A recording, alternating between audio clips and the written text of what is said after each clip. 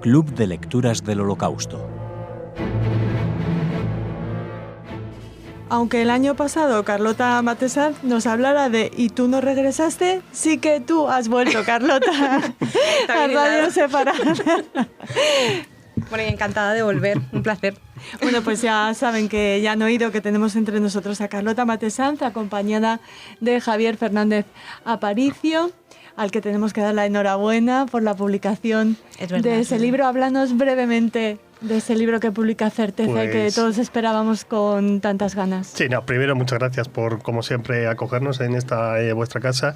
Y segundo, pues mira, sí, ahora en abril ya por fin hemos publicado el libro que creemos vamos a presentar el 11 de junio en Centro Sefarad. Que se llama... La cultura del abismo, lecturas del Holocausto, y es una recopilación de, no todos, sino parte de nuestros trabajos, tanto en el Club de Lectura, con las guías de lectura, como guías o con ocasión de efemérides y eventos en torno al Holocausto, ¿no?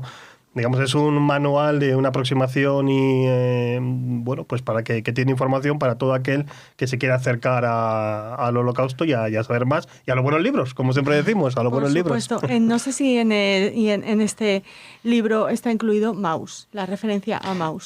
No está incluido, pero... La novela gráfica de la que vamos a hablar. Claro. No está incluido por la sencilla razón de que no ha dado tiempo. Claro. Este Maus es nuevo en esta edición del Club de Lectura y no da tiempo. Pero vamos, es una obra desde luego a incluir porque no solo gustó mucho, que también, sino que es esencial también para entender la representación del Holocausto. Os está esperando para el volumen 2. Exacto, para la segunda edición. Carlota, ¿qué quieres comentarnos? ¿Qué balance hicisteis en el club, tú y tus compañeros, de esta obra que ya es un clásico, no solo de la literatura holocaustica? Pues yo creo que podemos decir que casi unánimemente fue un éxito. Yo creo que a casi todo el mundo le gustó. Hubo muchas referencias a yo no suelo leer cómic, pero... Continuas. Sí. Pero que también era mi caso, por ejemplo, pero es más que nada porque a lo mejor hay cosas que no puedes llegar a entender si no has leído muchos cómics, ¿no? Pero en términos de la historia, quiero decir, en términos de técnicas de cómic. Pero yo creo que es una historia muy universal que seas lector asiduo de cómic o no, te atrapa desde el principio, ¿no? Tiene una apuesta formal muy interesante, aparte de la animalización, que es como lo central. ¿Lo recordamos? ¿Quiénes son los gatos? ¿Quiénes son los cerdos? ¿Y quiénes son...? Los ratones son los judíos, los gatos los nazis y los polacos los cerdos. Sí, está todo cargado de metáfora bastante obvia, ¿no? Pero a mí personalmente lo que más me gustó pues, fue eso, la apuesta formal por hacer una metahistoria dentro del cómic, porque el autor narra su experiencia al escribir el libro, tanto técnica de cómo enfrentarse a la viñeta, cómo crear la estructura narrativa, y emocional, de cómo hablar con su padre y cómo enfrentarse, ¿no?, a digamos, estar viviendo su vida actual y a la vez retrotraerse constantemente a las vivencias de su padre y al fin y al cabo a enfrentarse a ser hijo de un superviviente, ¿no? ¿Terminamos ya el programa? Porque con lo que ha dicho Carlota... Pues la verdad que prácticamente los puntos esenciales los hemos tocado ya todos, Javi, perfectamente. Pero vamos a añadir algo más. No, que también es muy interesante en dos aspectos. Carlota lo ha resumido muy bien desde el punto de vista tanto del argumento, que es, digamos, el libro se divide en esa doble línea entre pasado-presente de la narración de un padre superviviente de Auschwitz al hijo, y pasado, esa vida en Auschwitz, con unos detalles sobre el Holocausto tremendamente didácticos y tremendamente claros. Pero estamos también ante la visión, digamos, de un superviviente de lo que decía, por ejemplo, Primo Levi, de que no sobrevivieron los mejores, ¿no? Blader no es ningún héroe, no es ninguna persona virtuosa por ser un superviviente del Holocausto. Precisamente no aparece retratado que eso es una gran virtud, y al mismo tiempo una salida de escape para Art Spiegelman, el autor, con una relación muy mala, ¿no?, con el padre desde que era bastante joven, sino que se confiere pues como un auténtico vividor listillo y como un señor que, gracias a esas destrezas también, que hoy diríamos son a veces deshonestas incluso, pues ha conseguido sobrevivir, que incluso el resto de la vida, bueno, pues manifiesta ese tipo de cosas. Está también el lado de la madre, que también hubo un debate incluso en el club de lectura, de que precisamente la madre se suicidó 10 10 años antes, incluso de que empezaran las entrevistas de Spiegelman a su padre. Su retrato siempre es las de una mujer, es muy sensible, muy débil, traumatizada por el Holocausto con el virus de Auschwitz, es decir, una vez que sobrevive, aún siente aún así el deseo de no seguir viviendo y acaba suicidándose. Y en ese sentido, pues también la gente dijo, ¿sería así o es que el padre lo recuerda de esa forma, se presenta siempre como el protector o no? Sí. Quizás en esa parte pues que nos queda esa duda. Sí, y luego argumental. El propio Spiegelman, ¿no?, representante de esa segunda generación de supervivientes, es decir, que ellos no son supervivientes directos, ¿no?, sino que son los hijos de aquellos supervivientes, pero que llevan con ellos la tremenda piedra del trauma familiar, personal y social, porque luego acaban siendo emigrantes a Suecia, a Estados Unidos, y todo eso lo refleja tremendamente Maus, todo eso es Maus. Sin maniqueo ninguno. Sin maniqueísmo ninguno. No, es muy honesto, yo creo. Sí, no hace juicio Morales, es descriptivo. Exactamente. Y yo creo que de ahí también el aporte visual de contenido que tiene el cómic, porque al fin y al cabo es lo más cercano que vamos a tener entre un libro y una película, ¿no? Y yo creo que él es muy consciente del papel que juegan las imágenes, dónde las pone, y a mí una de las que más me impactó fue cuando él está escribiendo, dibujando y se ve rodeado de cuerpos, ¿no? De su nivel de inmersión en la historia y cómo le está afectando también psicológicamente, ¿no? Y yo creo que eso es algo que de un vistazo que el lector lo puede entender, ¿no? ¿Os parece que es uno de los libros, porque siempre se comenta que es quizá uno de los títulos que más facilitan el acceso o la llegada de los más jóvenes al tema de la Shoah? Sin duda, vamos, yo creo alcanza más allá de... No hablamos de cómic desde ese punto de vista infantil, adolescente o de una historieta como Antiguo Sanza, sino de novela gráfica, y es que en verdad es una novela gráfica. Novela en tanto el texto tiene tanta importancia o más a veces que la imagen, que ya de por sí es tremendamente simbólica y tremendamente clara. De hecho, muchos participantes nos decían que las imágenes muchas veces que habían pasado prácticamente de mirarla porque solo leyendo el texto estás leyendo una narración. Si esa narración, digamos, es muy directa, muy fluida, pues sumado a la descripción que evidentemente hace las imágenes, por ejemplo, el mapa que tienes de Auschwitz es tremendamente detallado. Fiel, muy detallado.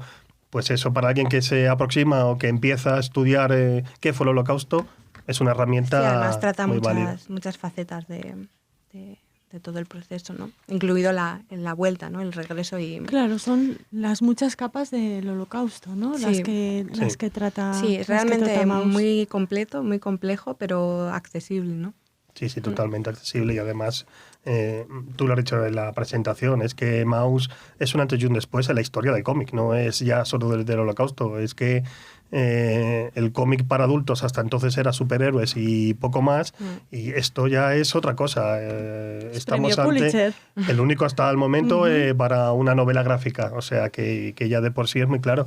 Y respecto al Holocausto, además, efectivamente es tan gráfico como que te empieza a hablar de antes del Holocausto, de la familia polaca, cómo está viendo que en Alemania va pasando algo, pero que allá no les toca.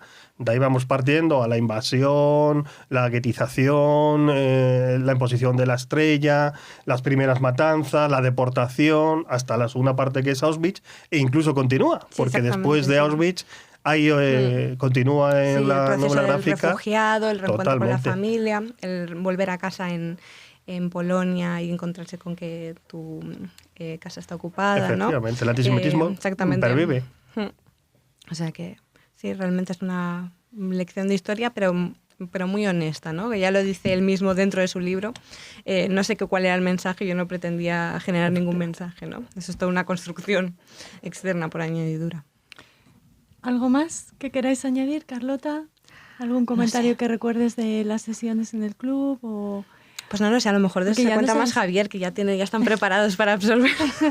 Porque ya nos has dicho, nos has traído esa imagen tan impactante del autor rodeado de cuerpos mientras... Sí, es que específicamente ese volumen de páginas, entre las 200, 210, porque luego además es el proceso en el que se ve a él creando y luego hablando con su psicólogo de su proceso de catarsis y de, en efecto, pues llevar un poco el equipaje de una vida de silencio, ¿no? Con muchos claroscuros que de pronto justo antes de la muerte del padre se esclarece en algunas partes, ¿no? Sí. Entonces me pareció muy, muy revelador, muy interesante. Tenemos que dedicar otro programa a MetaMouse. MetaMouse, sí. Precisamente por la cantidad de interpretaciones, poniendo en Google Maus o Spiegelman, te salen cientos de páginas y de referencias. Entonces él intentó un poco centrar todo aquello y mostrar cómo había sido el proceso creativo, etcétera. Sí. MetaMouse, que por cierto, aquí en la edición española está descatalogada, está... Pero lo acaban de... Pero efectivamente, no sé si la acaban o la van a reeditar, pero efectivamente ahora, porque es que era, Sí. no se puede encontrar ya en Amazon, porque Ya se puede me acordé encontrar. de lo que dijiste y se lo miré. Porque está, quiero decir, otro símbolo de la importancia y Sí. cómo esta historia pues ha calado en la conciencia de la gente, ¿no? De los lectores. Sí, es increíble, la verdad.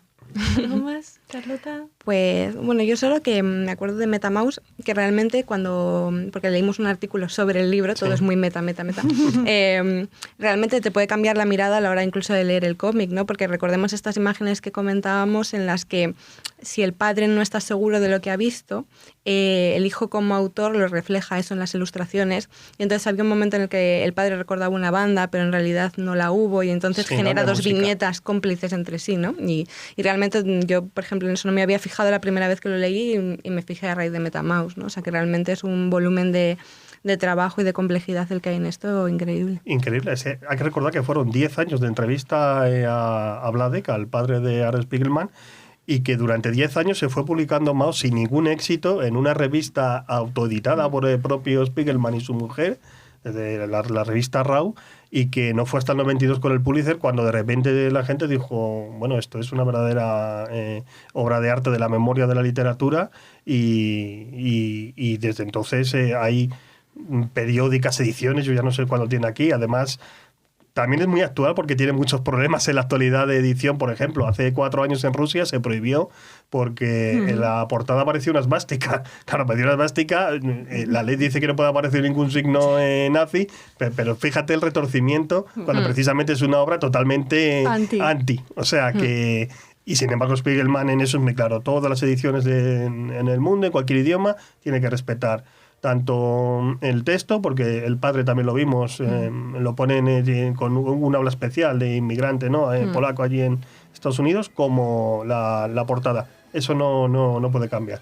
Entonces, pues sí ha tenido problemas en Polonia, los ha tenido en Rusia, como acabo de decir, en Israel también lo estuvo en su momento, presentando muchas veces a alguno de los Judenrat como colaboracionistas en cierta medida con el exterminio, y bueno, pues es una obra que no solo nos vale para aprender qué fue el Holocausto, sino la actualidad de la representación y todo lo que conlleva esa representación.